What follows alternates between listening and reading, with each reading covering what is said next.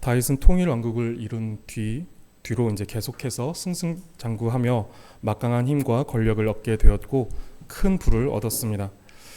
다윗은 그렇게 태평천하를 이룬 것 같았습니다. 8장을 보면 사무엘하 8장을 보면 다윗이 여러 전쟁을 하고 또 8장 14절에 보시면 다윗이 어디로 가든지 하나님께서 이기게 하셨다라고 말씀합니다. 그렇게 10장까지도 다윗의 승리가 계속 기록됩니다. 그런데 11장에 등장하는 한 사건이 그런 다윗의 영웅적인 스토리를 가로막습니다. 바로 밧세바 간음 사건입니다. 11장 1절은 그 해가 돌아와 왕들이 출전할 때가 되었다라는 것을 알려줍니다. 이스라엘은 암몬 족속과 전쟁 중에 있었습니다. 그러나 당시 고대 근동에서는 겨울이 되면 우기가 되어서 길이 진흙탕이 되고 또 강이 범람하였기 때문에 겨울에는 합의된 휴전은 아니었지만 겨울이 되면 일반적으로 전쟁을 중단하였습니다. 그리고 해가 바뀌고 봄이 되어 우기가 끝나고 건기가 되면서 전쟁을 하기 적합한 때가 되었다는 것을 이제 1절에서 그 해가 돌아와 왕들이 출전할 때가 되었다라고 말하는 것입니다. 이스라엘 군대는 다시 암몬의 군대와 전쟁을 시작하는데 암몬의 수도인 라빠라는 곳을 에워쌌습니다. 이때 이제 관용적 표현으로 전쟁을 왕들이 출전할 때라고 하는 이런 표현을 사용합니다. 그렇듯이 이제 왕이라면 전쟁을 이끌어야 했고 이 시기에는 마땅히 전쟁터에 그러니까 전쟁할 때 이제 건기가 되어서 전쟁이 시작되는 때가 되면 왕은 마땅히 그 전쟁터에 있어야 했다라는 것을 알려주는 것이죠. 왕들이 출전할 때라고 하는 이런 관용적 표현이 만들어질 만큼 그것은 마땅히 그렇게 여겨졌다라는 것입니다. 그러나 다윗은 전쟁에 나가지 않았고 1절 마지막에 보시면 예루살렘에 그대로 있더라, 예루살렘에 머물러 있다라는 것을 말해줍니다. 이것이 이제 문제의 시작이 되었습니다. 다윗은 이스라엘의 왕이었습니다.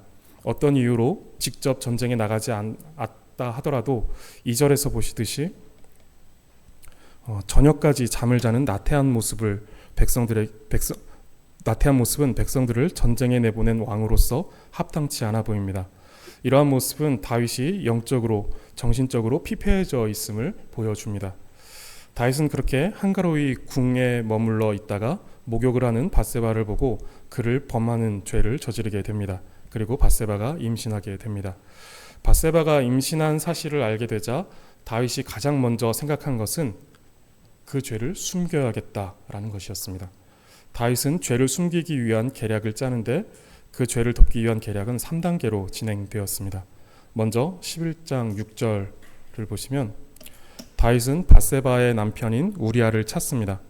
우리아는 지금 암몬과의 전쟁에 나가 있습니다. 다윗은 군대 장관인 요압에게 기별하여 우리아를 예루살렘으로 불러들였습니다. 그리고 그에게 군대의 안부를 묻는 듯 하고는 집으로 들어가게 하였습니다.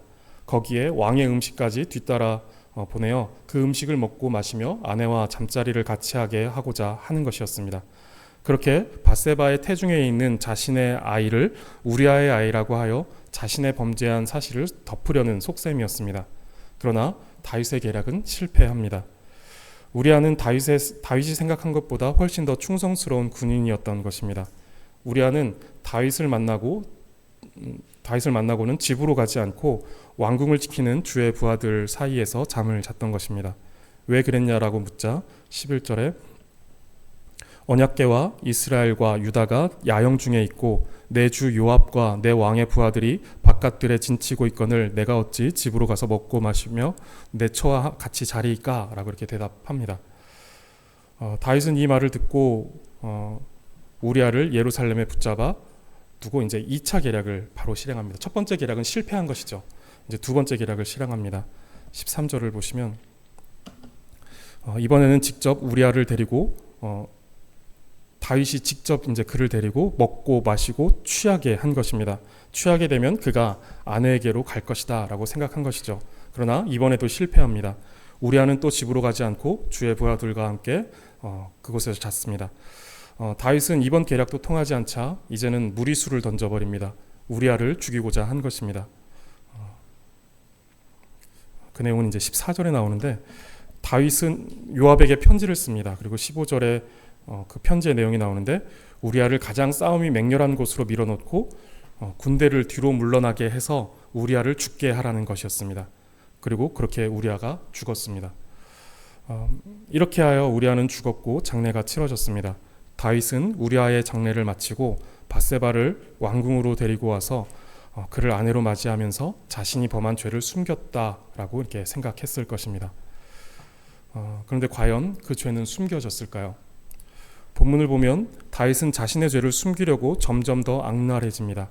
죄를 덮으려고 또 다른 죄를 가져와서 죄로 죄를 덮는 식이 된 것입니다. 1단계, 2단계, 3단계 계속해서 죄를 죄로 덮으려는 그런 것들이 반복되어진 것이죠. 그런데 이런 다윗을 보면서 우리는 다윗의 심정을 전혀 공감 못하지 않습니다.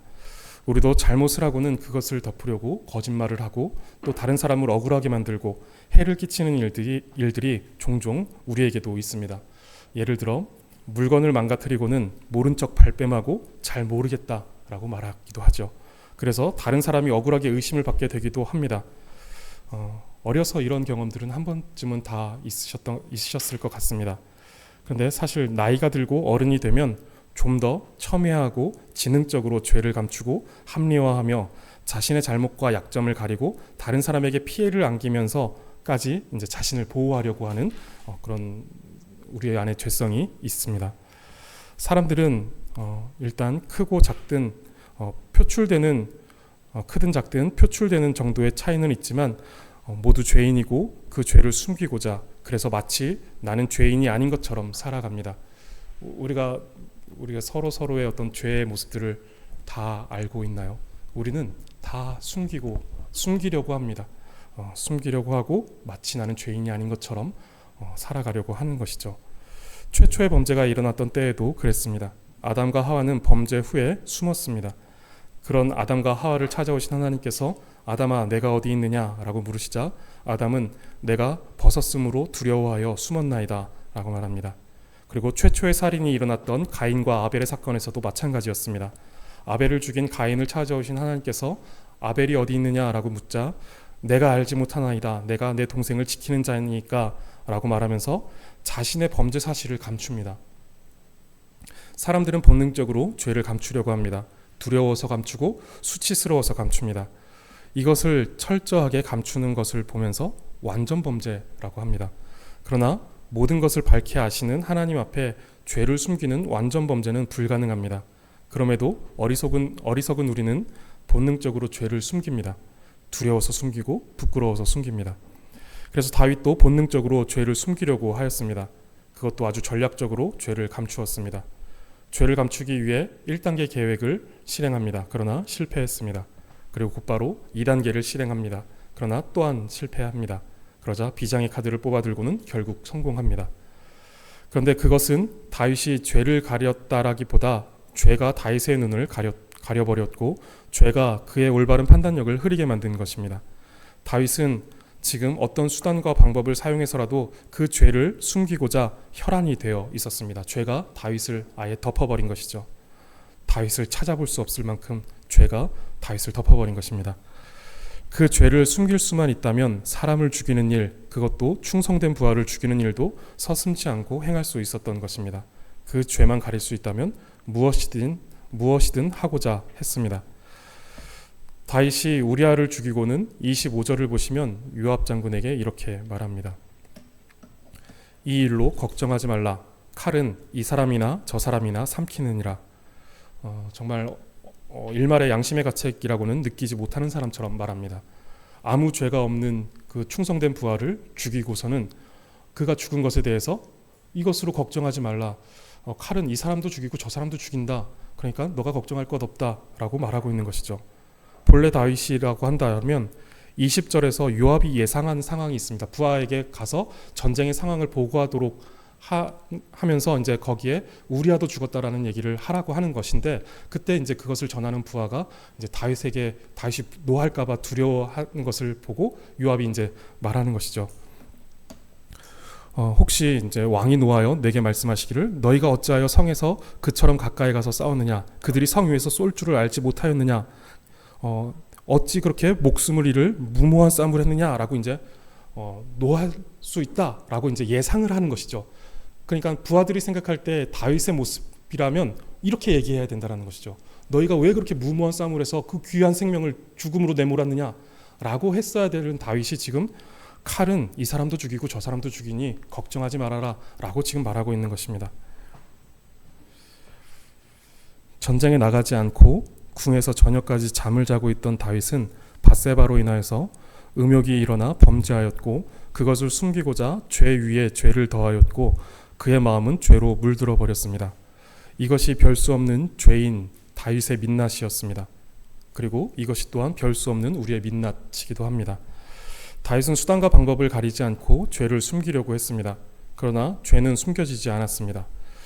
다윗이 숨겼을 거라고 생각했던 그 죄는 오래가지 못하고 밝혀지는데 누구에 의해서 밝혀지냐 하면 바로 하나님입니다. 사무엘하 12장을 보시면 하나님께서 다윗의 범죄를 드러내십니다. 하나님은 다윗이 범죄하는 현장에 계셨고 또 그 죄를 숨기려는 여러 시도들을 다 지켜보고 계셨습니다. 11장 27절을 보시면 다윗이 행한 그 일이 여호와 보시기에 악하였더라. 하나님께서 그것을 다 감찰하고 계셨고 다 알고 계셨고 보고 계셨다라는 것이죠. 그래서 여호와의 눈에 그것이 악하였다라는 것입니다. 하나님은 모든 시간과 모든 공간 가운데 계십니다. 하나님은 계시지 않은 시간이 없으시고 계시지 않은 장소도 없습니다. 그래서 우리는 모든 시간에 거하신다라고 하여 하나님을 영원하신 하나님이라고 말하고 또 모든 공간에 거하신다라고 하여서 무소부재의 하나님, 편재하시는 하나님이라고 말합니다. 모든 곳에 계시고 동시에 모든 곳에 동시에 계시는 하나님이십니다. 하나님은 영원하신 분이시고 무소부재하시며 편재하신 분이십니다. 그런 하나님께서 우리를 감찰하십니다. 그렇기 때문에 우리는 어떤 죄도 숨길 수 없습니다. 죄는 결코 숨겨지지 않습니다. 인간의 본성은 죄를 숨기려고 하지만 모든 시간과 공간에 거하시는 하나님께 그 죄를 숨길 수 없습니다. 그렇기 때문에 죄를 숨기려고 하는 것은 손바닥으로 하늘을 가리려고 하는 어리석은 일입니다. 죄는 결코 숨길 수 없고 숨겨서도 안 됩니다. 앞서도 이야기했지만 죄는 숨기려고 할 때 죄를 숨기기 위해 또 다른 죄를 가져오게 만듭니다. 그리고 무엇보다 우리의 마음을 죄로 물들게 하여 강팍하게 만듭니다. 다윗은 앞서 살펴본 것과 같이 죄를 무자비하고 또 교활하게 저질렀음에도 왜 훌륭한 신앙의 사람으로 평가받을까요? 이만한 죄를 짓는 사람이 또 있을까요? 우리 주변에서 그렇게 흔하게 찾아보기 힘든 만큼 악랄하고 교활하며 무자비한 사람입니다. 그런데 성경은 그를 하나님의 마음에 합하다라고 평가하고 있고 또 많은 신앙의 사람들이 다윗은 훌륭한 신앙이다라고 평가를 합니다. 아시는 것처럼 다윗은 하나님 앞에서 자신의 죄악된 모습을 인정하고 그것으로 괴로워하며 엎드릴 줄 알았던 사람이었기 때문에 그렇습니다. 이 모습이 훌륭한 것이죠. 이것은 너무 중요합니다. 죄를 인정하고 하나님께 엎드린다라는 것은 손바닥을 뒤집는 것처럼 단순하고 간단한 의지가 아닙니다.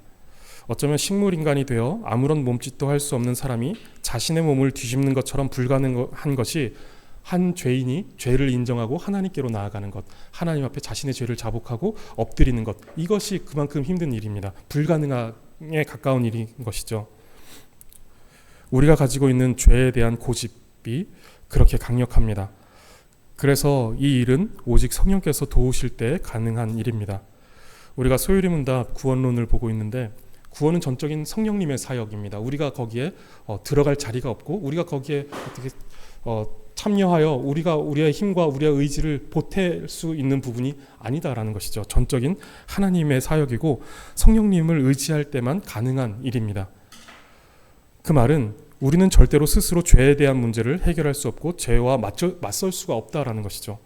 죄 가운데 있는 우리가 죄를 인정하고 회개하여 그리스도를 의지하는 일이 말처럼 쉽고 간단한 일이 아니라는 것입니다. 사무엘하 12장을 보시면 하나님께서 나단 선지자를 통해서 다윗이 범한 죄를 지적하십니다. 그리고 그것을 듣고는 다윗은 회개합니다.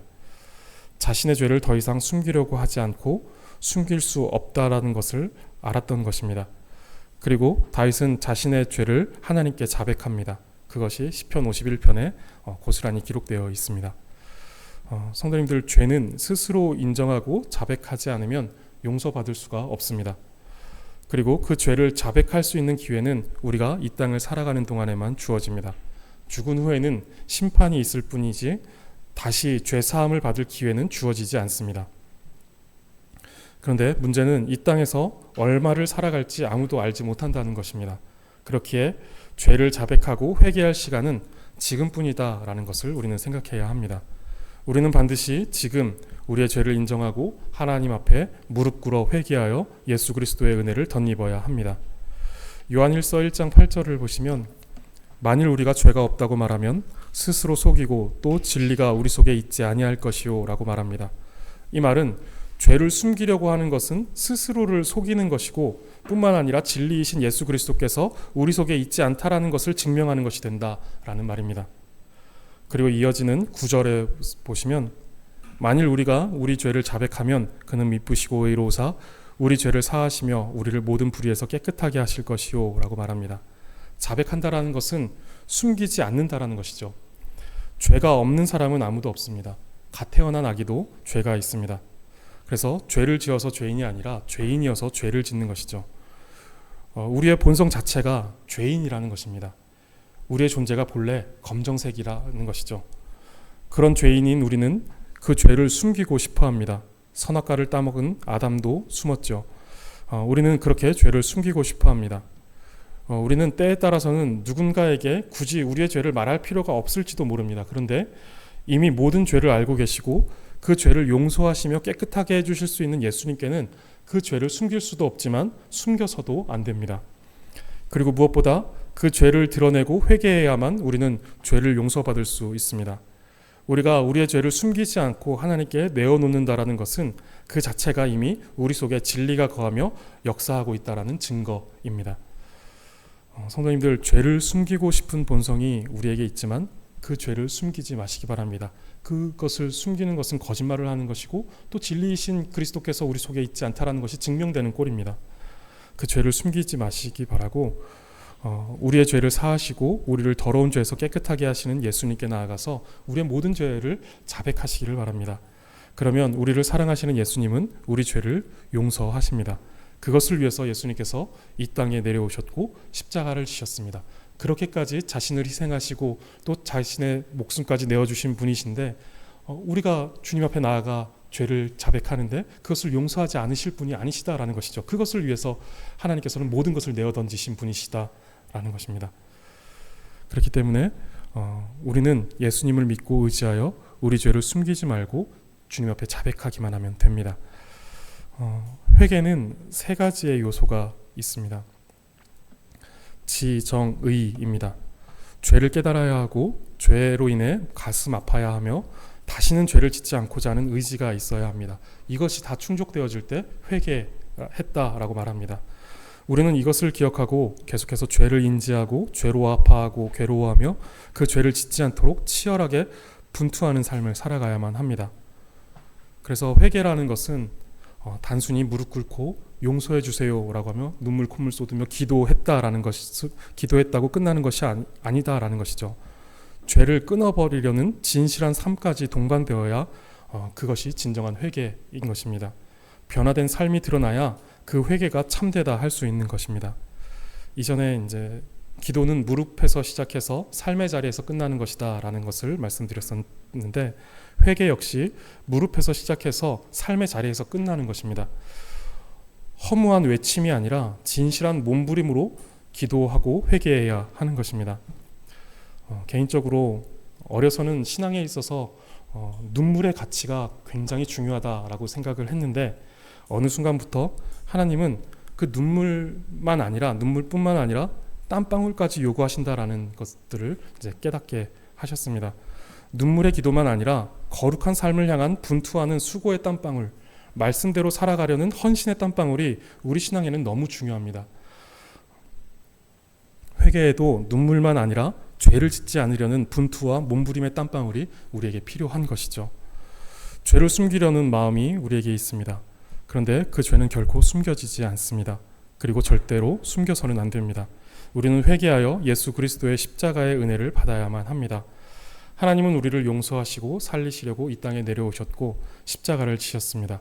그렇기 때문에 미쁘신 하나님은 죄를 자백하며 그리스도를 의지하는 자를 용서하여 주십니다. 죄를 숨기고자 하는 우리의 악한 본성을 거슬러 참된 회개의 자리로 나아가시기 바라고, 또 구원의 즐거움을 맛보며 살아가는 저와 여러분 되시기를 바라겠습니다.